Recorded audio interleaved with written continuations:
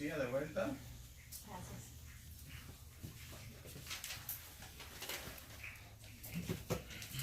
Hemos tenido dos que estaban de viaje y han vuelto, así que tú volviste la semana pasada, ahora tenemos otra persona que volvió esta semana. Antes que darles la bienvenida, prefiero que no se vayan y listo.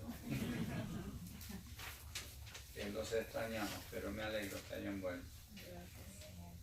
Muy bien, entonces dejamos de hablar en la lección pasada en la deidad en pañales.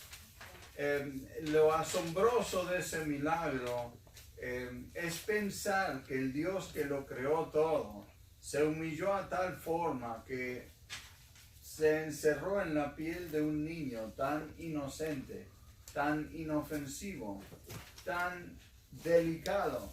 Necesitaba de personas que lo cuidaran a él. Aquel que lo tiene todo y lo puede todo, que nos cuida a nosotros, que controla el sol, la rotación de la tierra, que haya suficiente aire. Ese creador estaba encerrado en un bebito, en piel y carne, llorando por las necesidades básicas de un ser humano que él nunca antes había tenido. Ese es un milagro del cual acabamos de cantar, y es el poder de su amor. ¿Quién de nosotros, teniendo lo que tiene, relativamente se reduciría a tal grado de lo que es a lo que Cristo pasó a ser? Nadie. Nadie ha dejado más para ser menos, nunca. Nadie ha tenido ese amor, esa humildad, ese amor desesperado como para, tengo que salvarlos, para darnos su gracia, su misericordia. Alguien dice, yo vi que hizo un milagro, que me concedió este dinero para pagar lo otro, que sanó a fulano. Mira, el mayor de todos los milagros es que Dios se hizo hombre para que los hombres pudieran ser hijos de Dios. Entonces, queremos ver las cosas alrededor del nacimiento de Jesús, porque en esos detalles está la maravilla del nacimiento. Vamos a examinar la ciudad de Belén, más bien el pueblo, porque no era una ciudad. Número uno, Nazaret estaba en la región judía de Galilea. Ahora, habíamos visto que Nazaret estaba en la parte de Siria, provincia romana, pero según los judíos era Galilea. Entonces no confundamos las cosas cuando distintos evangelios usan distintos términos, porque un evangelio dice que era parte de Siria, otro dice que era parte de Galilea. Bueno, uno fue escrito a los romanos, dice Siria, otro fue escrito a los judíos, dice Galilea, para que cada cual lo entienda mejor. Número dos, la distancia entre Nazaret y Belén es de unas 90 millas. ¿Qué implica eso? Implica que María, de 8 meses embarazada, cabalgó sobre un asno por 90 millas. ¿A qué? ¿A 1 milla por hora? No sé cuál, pero un camino pedregoso, lleno de polvo, caluroso, y José lo hizo caminando. Estaban dispuestos a hacer lo que requería el gobierno para el censo y se mandaron ese viaje. Número 3, Belén significa casa de pan. Casa de pan se le puso porque en realidad está lleno de valles esa zona y es muy fértil la tierra. Entonces había mucha agricultura de todo tipo y era lo que en Estados Unidos hoy se dice el bread basket, que es la zona del medio del país donde producen tanto trigo, maíz, etcétera, etcétera. Y le dan de comer no solo a todo el país, sino a que casi todo el mundo. Belén se conocía como la casa del pan por tanto trigo que producía la zona alrededor. Número 4, Belén era muy pequeña, como nos lo dice el profeta Miqueas en el capítulo 5, pero estaba repleta por el censo, debido a que era tan pequeña y tanta gente había emanado de ahí o emigrado de ahí. Ahora todos tienen que volver por el censo, por ley, entonces está repleta de gente. Y número 5, Belén se encuentra a solo 5 millas al sudeste de Jerusalén. Ese detalle es muy importante, que está al este de Jerusalén y al sur, está cerca. Ahora, si uno viaja hoy, ¿qué es lo que pasa? Bueno, mi casa en Hollywood está a 23 millas del centro mismo de Miami, pero es todo ciudad. No hay una distinción entre Miami, North Miami, Miami Gardens, Miramar, Hallandale y después Hollywood. No hay diferencia, es todo casa, no hay una línea trazada. Si uno va hoy a Jerusalén, es lo mismo. 5 millas, imagínense, no es nada. Hay 5 millas entre mi casa y la playa. Entonces, no es nada. Pero en ese entonces había una distancia significativa. Jerusalén era la gran ciudad, con paredes, opulencia. Recuerden el templo de Herodes, era una maravilla. Seguramente José dice, mira, vamos a dar una vuelta por el templo, porque dicen que es una maravilla. Nunca lo he visto porque él vivía, acuérdense, 90 millas para arriba. Entonces para ellos fue algo espectacular pasar por el mercado de Jerusalén, el templo y ver toda la algarabía, porque Jerusalén estaba lleno también por el censo que había mandado el César. Así que Belén queda solo 5 millas de distancia al sudeste hacia la dirección del Mar Muerto. Y veamos el nacimiento, cómo fue. Los nombres que el ángel les había dicho que le pusiera a Jesús, hay 2. Uno es Jesús, claro, en Mateo capítulo 1, versículo 21, dice que va a ser su nombre Jesús, que significa Salvador. ¿Por qué? Porque Él salvará a su pueblo. Así le explica el ángel. Pone Jesús. Claro, no era un nombre poco común, era muy común el nombre. Entonces lo tenemos desde el Antiguo Testamento. La versión del Antiguo Testamento es Josué, en el hebreo Yeshua, en el español Jesús. El segundo nombre se encuentra en Isaías 7:14 y en el versículo 23 de ese mismo Mateo 1. Ese nombre es Emmanuel. Y también, gracias a Dios, las Escrituras explican ese nombre. Es significativo, que significa Dios con nosotros. O sea, el Salvador, que es Dios, está con nosotros. Es tan importante. Ahora, nosotros como Jesús Emmanuel, en realidad no nos llega a eso. Pero para un judío que hablaba y entendía hebreo, decir que este es Jesús Emmanuel significaba este es el Salvador, este es Dios con nosotros. Así que ahora cuando los fariseos, ustedes escuchan que se encuentran con Jesús, ¿cómo te llamas? Yo soy Jesús Emmanuel. Por eso él no decía su nombre. ¿Qué era lo que él repetía? Yo soy Jesús. ¿Tú eres Jesús? Él decía, yo soy.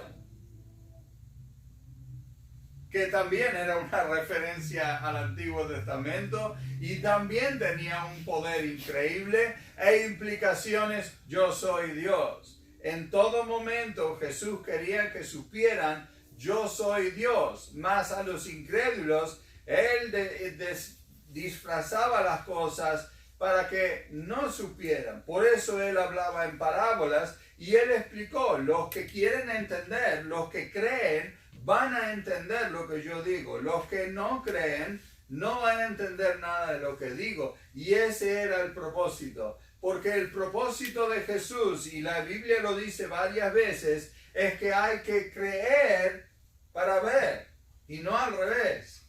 El mundo hoy, ¿qué es lo que dice? Ver para creer. Pero la Biblia no enseña eso en ninguna parte. La Biblia enseña que para entender, para ver los ojos espirituales, hay que primero creer. Eso lo vemos en 1 Corintios 1:18, pero ese es otro tema. Número 2, nació en un establo y lo recostó en un pesebre, Lucas 2:7.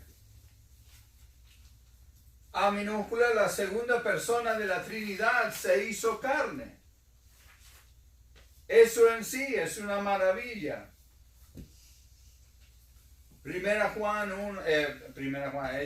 Evangelio de Juan 1:1. Lo podemos citar, todos lo saben, lo hemos dicho del principio. ¿Alguien se acuerda lo que es? En el principio era el verbo, y el verbo era con Dios, y el verbo era Dios. Él nunca trató de engañar quién era. Pero él nunca trató de insistir quién era, sino él quería que todos formularan su propia opinión. ¿Se acuerdan? En Mateo 16 se junta con los discípulos y él hace dos preguntas sumamente importantes, las dos preguntas más importantes que Dios le hace a todo ser humano en toda la historia, y son las siguientes. Dice, ¿quién dice la gente que soy? Bueno, algunos Jeremías, algunos Isaías, otros profetas. Y entonces Jesús la remata y dice lo más importante, pero ¿quién dice que yo soy? Y esa pregunta nos tenemos que hacer todos individualmente. ¿Qué pienso yo de Jesús? ¿Yo creo que Él es quien dice ser? ¿O yo tengo una evaluación aparte? Porque si Jesús para ti es cualquier otra cosa que lo que Él dice ser, tú no eres salvo. Jesús solamente da lugar a una interpretación. Yo soy el camino, la verdad, la vida. Nadie viene al Padre sino por mí. No te da a elegir, es un buen maestro, pero yo qué sé si era Dios. Buen hombre, pero... Jesús no da lugar a eso. O eres o no eres. Entonces, se limitó a sí mismo sin dejar de ser Dios. Filipenses es una gran carta por muchas razones. La carta del gozo, escrita por el apóstol Pablo desde la cárcel, y él enfatiza la manera en que hay que ser con Dios. Usando el ejemplo de Jesús. Él dice que Jesús dejó su trono en gracia al lado de Dios y que Él se sometió a ser un ser humano, pero entre los seres humanos tuvo un nacimiento pobre, común, y dentro de eso vivió una vida humilde, y más todavía fue crucificado. El peor de todos los castigos que pudo haber sido en esos días, y desnudo ante el mundo. Nada él trató de tapar. Se humilló al máximo entre su creación, y ahí fue que dice la Biblia, Dios lo resucitó y lo exaltó a su posición actual. Eso es una lección para todos nosotros, en que no podemos llegar a lo que Dios quiere para nuestras vidas si primero no nos humillamos ante Él. El patrón, yo les prometí que yo iba a decir, muchas cosas la Biblia lo dice en blanco y negro, pero siempre que la Biblia ofrece un principio, yo se los voy a señalar y les voy a decir cuál es. Este es uno de los más importantes en toda la Biblia.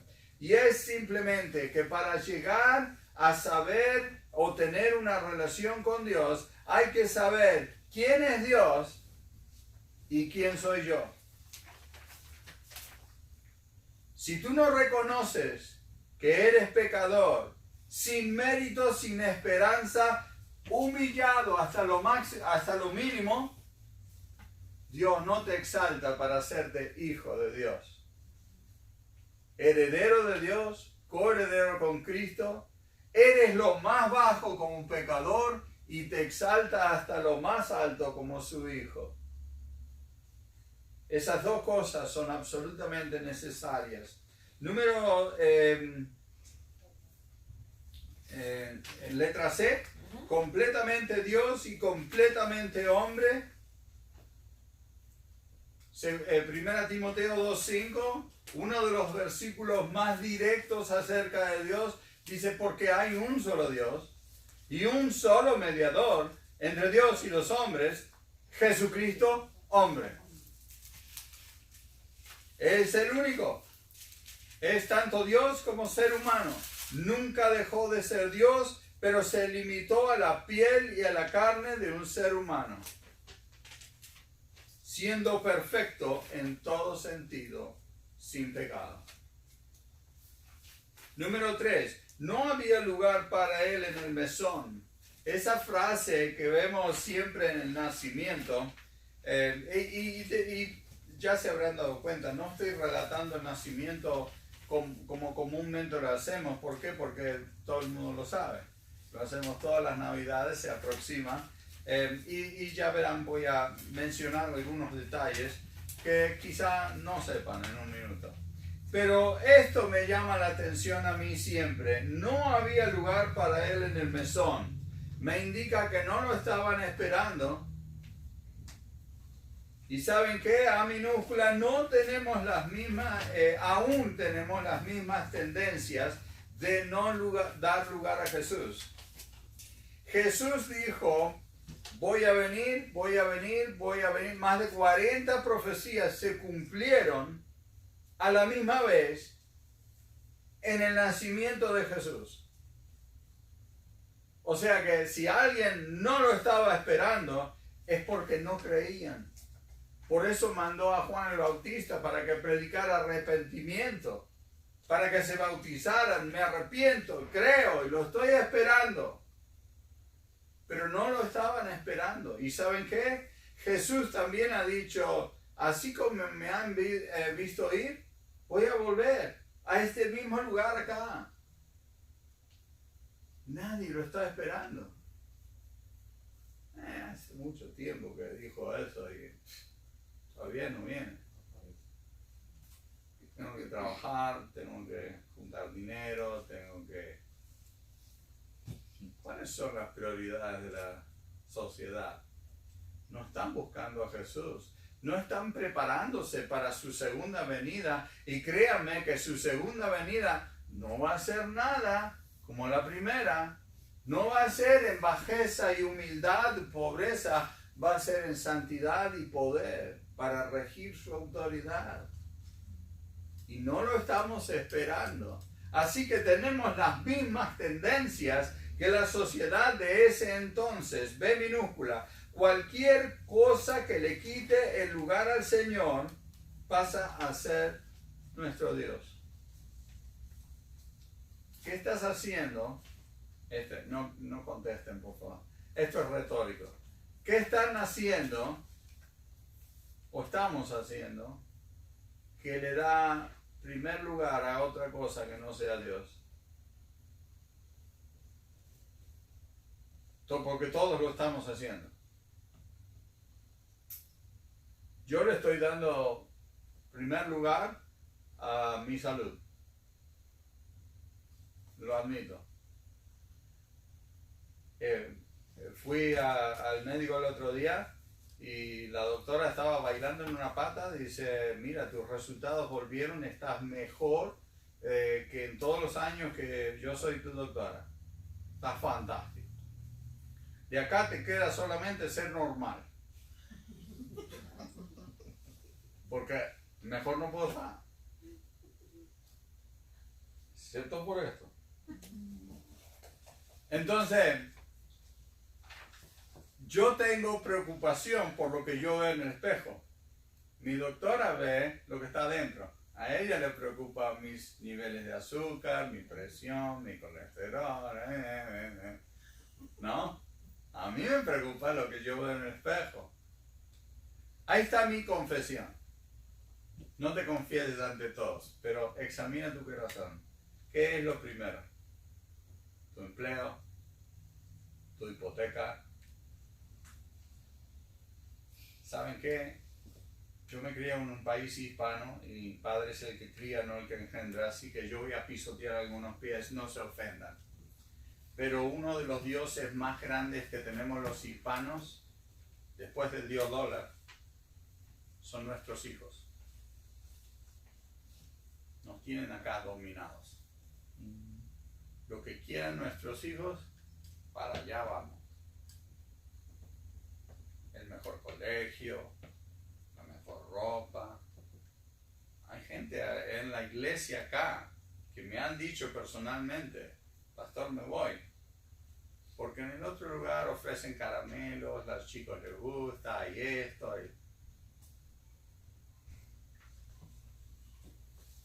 Ten cuidado. Cualquier cosa que tú pongas delante de Dios, es tu Dios.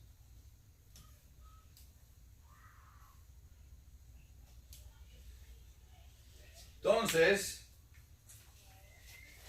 la clase de hoy. La luz del mundo. Mateo capítulo 2, versículos 1 y 2, y vamos a leer esos versículos hasta el 12.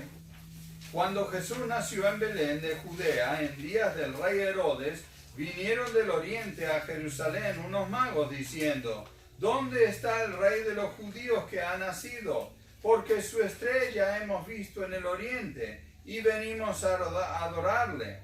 Oyendo esto, el rey Herodes se turbó y toda Jerusalén con él. Y convocados todos los principales sacerdotes y los escribas del pueblo, se preguntó dónde había de nacer el Cristo. Ellos le dijeron, en Belén de Judea, porque así está escrito por el profeta. ¿El profeta quién era? El profeta Miqueas, que acabamos de mencionar, Miqueas capítulo 5. Y acá lo cita, y tú, Belén, de la tierra de Judá, ¿no eres la más pequeña entre los príncipes de Judá? Porque de ti saldrá un guiador que apacentará a mi pueblo, Israel. Entonces Herodes, llamando en secreto a los magos, indagó de ellos diligentemente el tiempo de la aparición de la estrella. Y enviándolos a Belén, dijo, id allá y averiguad con diligencia acerca del niño, y cuando le halléis, hacedmelo saber, para que yo también vaya y le adore. Ellos, habiendo oído al rey, se fueron. Y he aquí la estrella que habían visto en el oriente estaba delante de ellos, hasta que llegando se detuvo sobre donde estaba el niño. Bueno, hasta ahí. Entonces, he titulado esta sección C mayúscula, la luz del mundo. Número 1, algo que contradice casi todo lo que hemos escuchado desde nacimiento. Probablemente ni siquiera fue una estrella celestial, no fue un astro, por las siguientes razones. Yo sé, la ponemos en el arbolito, encima del pesebre, la tenemos en todas partes, pero muy probablemente no haya sido una estrella como las otras estrellas en el cielo, porque no podía ser. Vamos a ver estas cosas, a ver si están de acuerdo conmigo. A minúscula apareció en el momento del nacimiento de Jesús. Obviamente, una estrella no aparece en un momento y desaparece cuando le da la gana. B minúscula apareció en el oriente. Bueno, eso se puede interpretar de varias formas. Todas las estrellas aparecen en el oriente. ¿Estamos de acuerdo? Ok, algunos no están de acuerdo. O no entienden. Entonces, el sol aparece en el oriente, ¿cierto? El sol es una estrella. ¿Por qué aparecen en el oriente? Bueno, suben allá y pasan todo el día. Bueno, ¿dónde está el oriente? Para allá. Entonces mueren allá donde están los cocodrilos. En el Everglades, ¿cierto? Nace en la playa, para nosotros. Entonces, del oriente al occidente. ¿Por qué? No se mueven las estrellas, ni el sol. Gira la tierra, nosotros nos movemos, ¿ok? Entonces, convengamos en que esa frase se puede interpretar como que, sí, subió en el este, entonces fue hacia el oeste. Sería una estrella común, pero vemos que ese no es el caso. Apareció en el oriente, en Babilonia, porque en ninguna parte dice que se vio en Israel. Se vio en Babilonia, donde estaban ellos, o en el oriente, que era de esa zona del sur de Babilonia. Entonces, no apareció en todas partes. Ahora, si es una estrella normal, aparece en todas partes, con la excepción de las estrellas del norte, que en Argentina no se ven. ¿Sabían? ¿Cuántos viven en el hemisferio sur, o vivían? Ok, entonces saben que el cielo, cuanto más al sur van, es distinto al cielo del norte, cuanto más norte van. Pero si están cerca del Ecuador, ven similar a algunas cosas. Por ejemplo, si yo voy a la Argentina, yo miro al cielo, ¿en qué dirección estoy viendo? Norte. Al norte. Estoy en Argentina, está en el hemisferio sur. Yo miro para arriba, ¿dónde estoy viendo? El sur, hacia el polo sur. Si yo ahora acá en la Florida miro hacia arriba, estoy viendo hacia el norte. Hemisferio norte. ¿Ok? Entonces se ven dos cielos distintos. Pero con esa excepción, las estrellas son las mismas. No, no es tan complicado. O por ahí sí, no sé, por ahí lo perdí, no sé. Yo vivo muy al sur y el cielo es muy distinto allá. Entonces, fíjense estos detalles. Sabían que no era una estrella común, sino que era del Mesías. Ellos sabían esto porque ellos eran astrónomos. Esa era parte de su especialidad como magos, que vamos a explorar eso en un minuto. Entonces, sabían que, ¿cómo sabemos? Bueno, retrocedamos. Versículo 1, versículo 2. ¿Dónde está el rey de los judíos que ha nacido? Porque hemos visto, ¿qué cosa? Su estrella. Su estrella. No hemos visto una estrella y queremos saber qué significa, sino hemos visto su estrella. Entonces, ¿cómo sabían que era su estrella? Vamos a ver eso en un minuto. D minúscula, la estrella no los guió hasta Israel. Yo sé que en todas las postales que han visto en su vida, siempre están los tres reyes magos, que en ninguna parte dice que eran tres, ¿ok? Por empezar. Y a mí desde primer grado me dijeron, se llamaban... y se cayó. Sí, porque... Sí, es el primer chiste de primer grado, yo no sé. Pero no sabemos eso. Y también se dice uno era de piel oscura. No sabemos eso. Nada de eso es verdad. Pero se deduce que eran tres porque había tres regalos, pero eso no es significativo. Pero la estrella en ninguna parte dice que lo guió hasta Israel. Es más, indica que desapareció y cuando salieron de Jerusalén rumbo a Belén, volvió a aparecer. No era una estrella común y corriente, ¿ok? Convengamos en eso. La estrella volvió a aparecer cuando partieron para Belén. Creo que está en el 7. Entonces Herodes, llamando en secreto a los magos, indagó diligentemente el tiempo de la aparición y enviándolos a Belén dijo: id allá y averiguad con diligencia, etc. Ellos, habiendo ido al rey, se fueron y aquí la estrella que habían visto pasado en el oriente iba delante de ellos. O sea que volvió a aparecer. No los estaba guiando, Porque ¿qué vamos a decir? El GPS de la estrella se equivocó. Supuestamente iban a Belén. Pero la estrella no los llevó a Jerusalén. Ellos fueron a Jerusalén porque este era el rey de los judíos. ¿El rey dónde nace? En el palacio. Fueron al palacio, indagaron directamente del rey de los judíos, Herodes, que no tenía la más mínima idea. Él le tuvo que preguntar a los escribas. Ellos sí sabían. Entonces, F, la estrella, desapareció una vez que arribaron a la casa. Ahí sí, desde Jerusalén a Belén, cuando llegaron, desapareció. Dos cosas importantes. ¿Cuánta distancia hubo entre Jerusalén y Belén? 5 millas. Ya, me iba a torturar más tarde. Ok, 5 millas, no es tanta distancia. Y noten la última frase. Desapareció una vez que arribaron ¿a dónde? A la casa. No al establo. Porque ahí también vemos que siempre ponemos la estrella encima del establo y ahí está todo iluminado. No, el establo estaba a oscuras, no había nada iluminado. Porque nadie pone fuego donde hay un montón de paja. No. Entonces no estaba iluminado.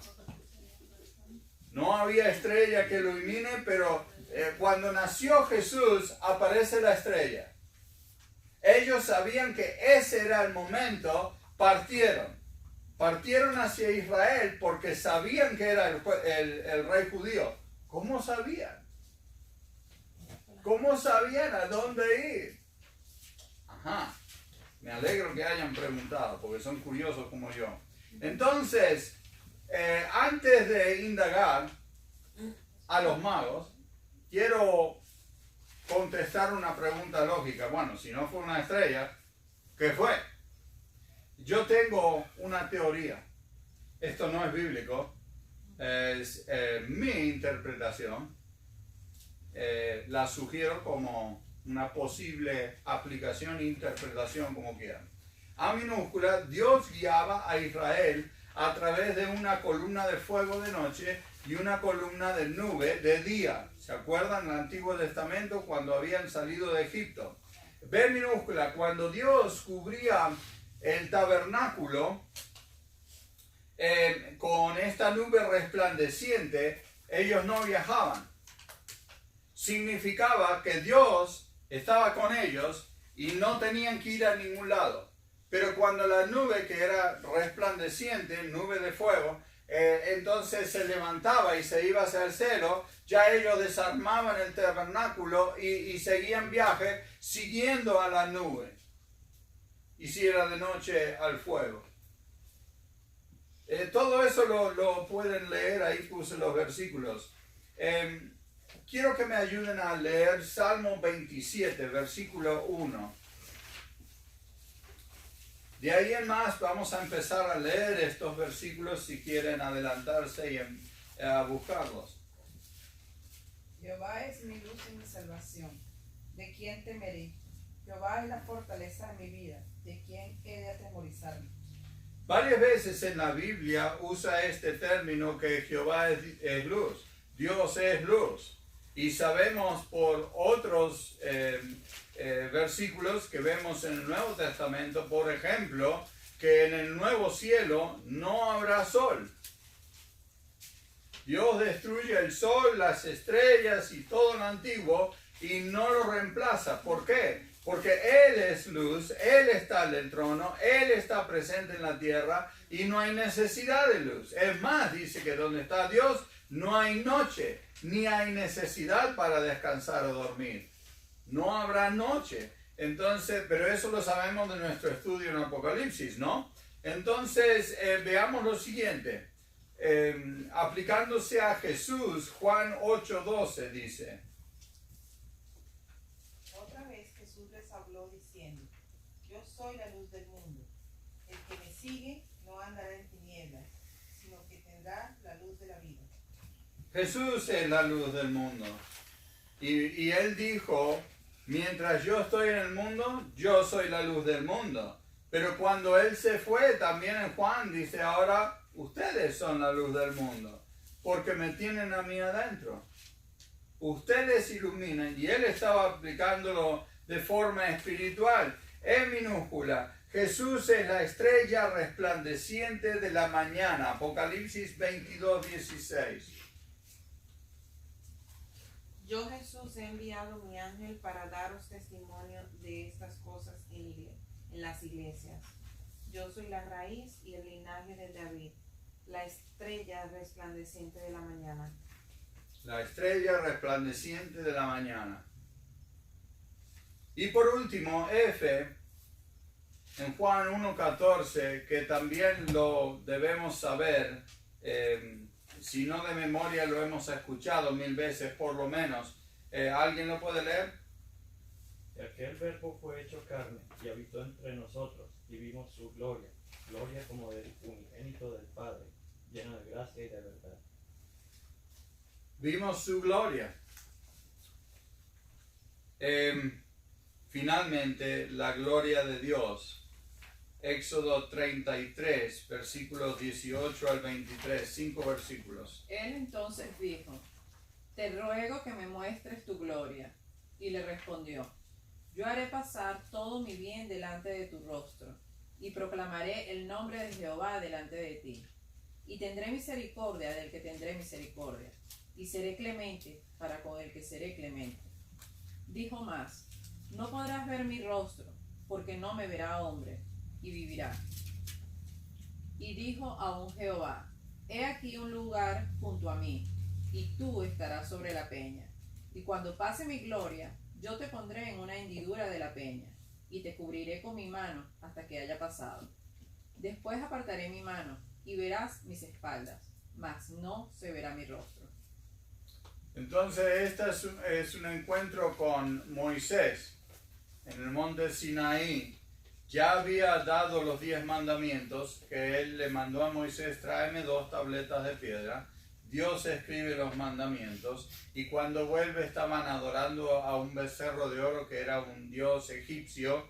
Entonces Moisés, que aparentemente tenía un poco de temperamento, se enojó y parte las piedras sobre las peñas y se enoja.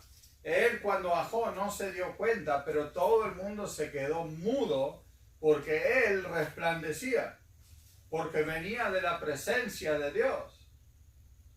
Pero Dios claramente dice en la Biblia: nadie puede ver a Dios y vivir.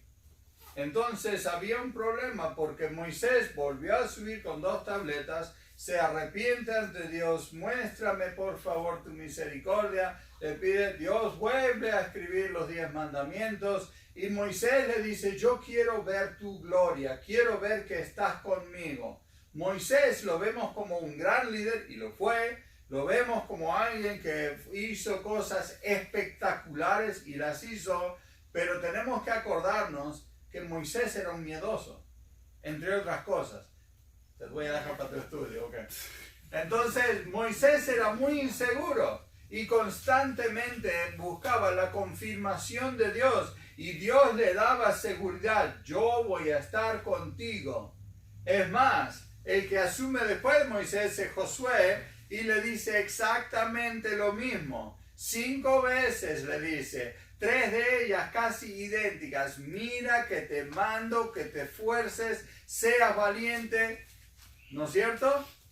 Josué 1:9, Deuteronomio 35, un montón de veces tiene que recalcar a estos seres humanos: yo voy a estar conmigo, mi poder está contigo, no temas. Entonces, para mí, esto que hace Dios con la estrella es nada más ni nada menos que la gloria de Dios confirmando el nacimiento de su Hijo.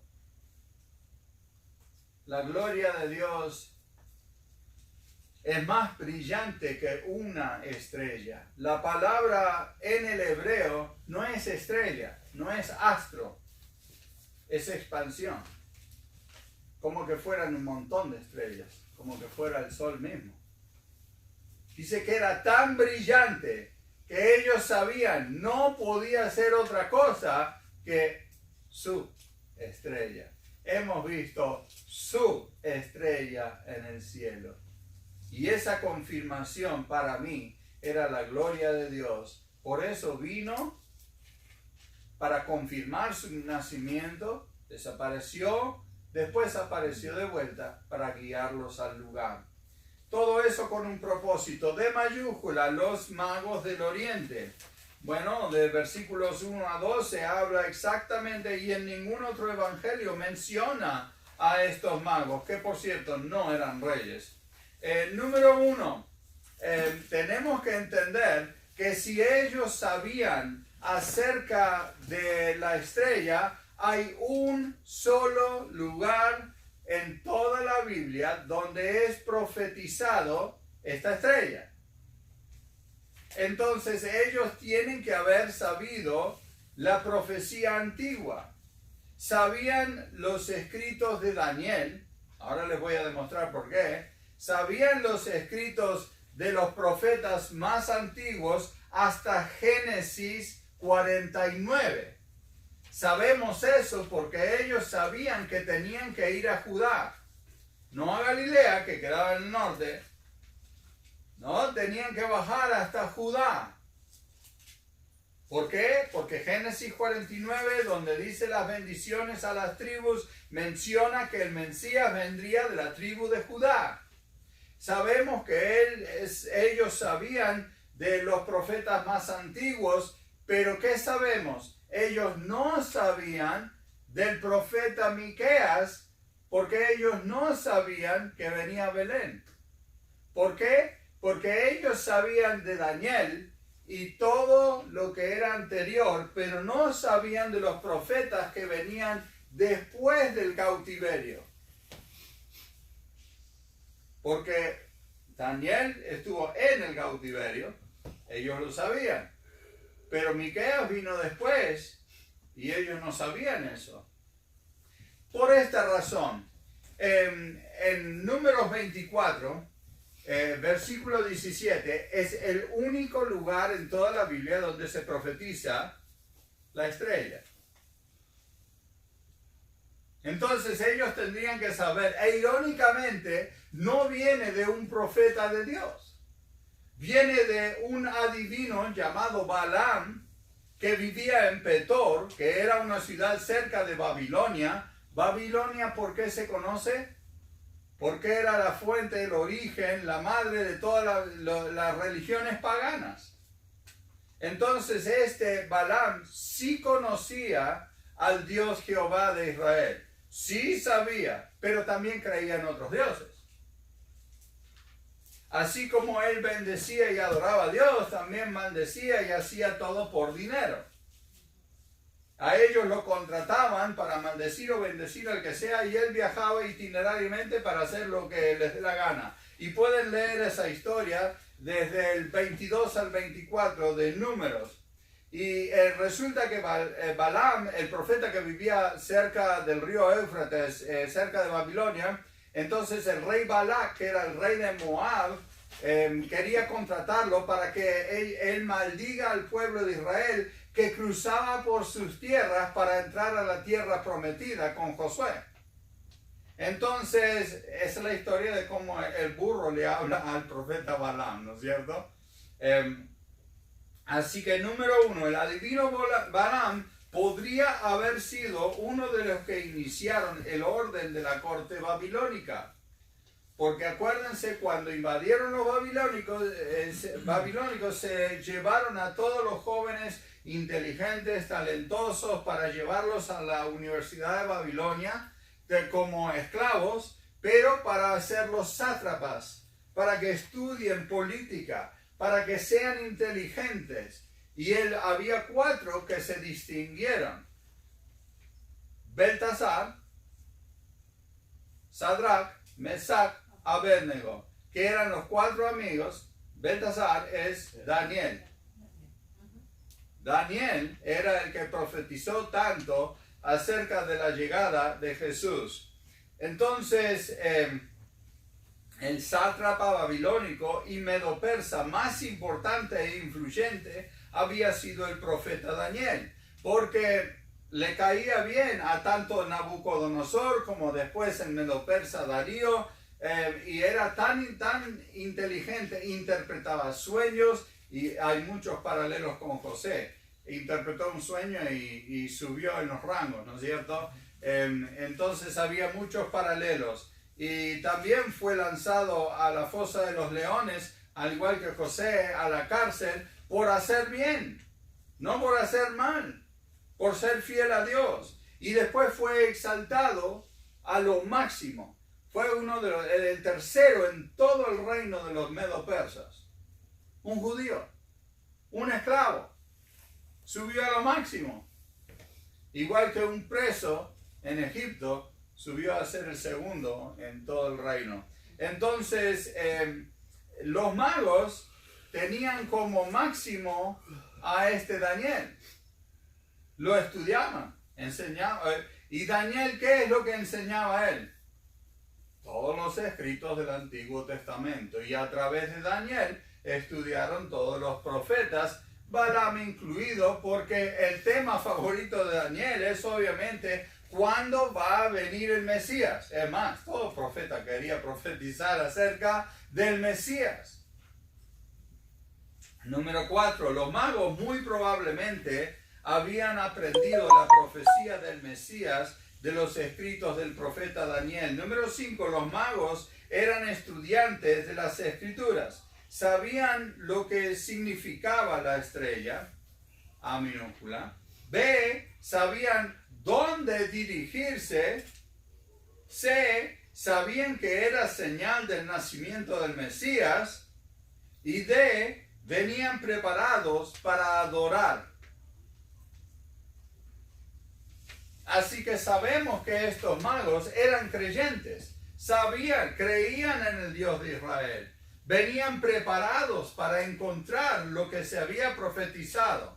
Si ellos no creían, venían a estudiar a un astro que venía y se iba y qué sé yo lo que era. Pero ellos venían preparados para adorar al Mesías. Eso indica que creían. Sí. Es que la 3 no conviene. ¿Cuál era la 3? Y dice sacerdotes del más de Irán. Me salté el 3, perdón. Teníamos 2 líneas y un guión. Sí, perdón. Número 3, los magos, sacerdotes del mazdeísmo, zoroastrismo, que es el predecesor a todo lo que es el hinduismo hoy, o el bahá'í. Todas esas cosas del misticismo oriental provienen de ahí, que surgieron más o menos 1000 años antes de Cristo. Y de ahí, del paganismo de Babilonia, viene Balaam.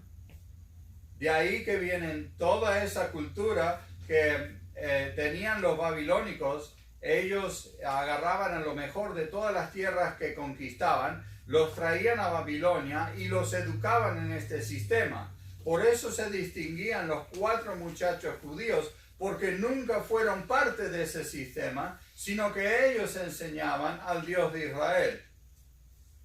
Y perdón que me lo salteé porque es una parte importante. O sea, y el mazdeísmo y el zoroastrismo es la misma cosa. Lo que pasa es que el segundo nombre en paréntesis se debe a su fundador, Zoroastre, que lo pueden buscar en la enciclopedia. Vivió muchos años antes de Cristo y fundó esa forma de pensar, que fue la religión oficial del imperio medo-persa hasta la época que el Islam lo dominó. Hasta el día de hoy, Irán. Irán es Persia, por cierto. Nos quedan breves momentos. Número 6. Reconocen quién es Jesús, se postran y adoran, indicando una vez más que creían. Nadie se postra ante un bebé si no reconocen, ¿qué cosa? Lo que ya dijimos, las dos cosas. ¿Quiénes eran ellos? no era nadie, pero este bebito era todo, era el Mesías, era el rey, ellos reconocían eso.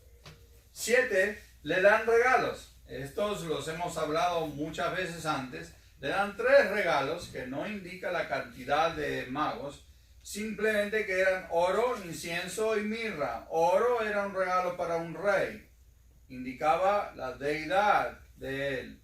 El incienso es un regalo para un sacerdote. Los sacerdotes, parte de ellos, lo vemos en la historia de Zacarías que estudiamos hace 2 semanas, parte de ellos, su única función era ir al templo y prender el incienso, mantenerlo prendido constantemente para tener un olor fragante a Dios. Y después en el Nuevo Testamento dice que nuestras alabanzas a Dios son un olor fragante a Él. Que no el incienso. El incienso es para el ser humano. Eso era el Antiguo Testamento. En el Nuevo Testamento son nuestras oraciones y alabanzas. Entonces el último es mirra. Y lo irónico de la mirra es que casi choca. ¿Saben para qué se usaba la mirra? Era pastoso. Era bien fragante.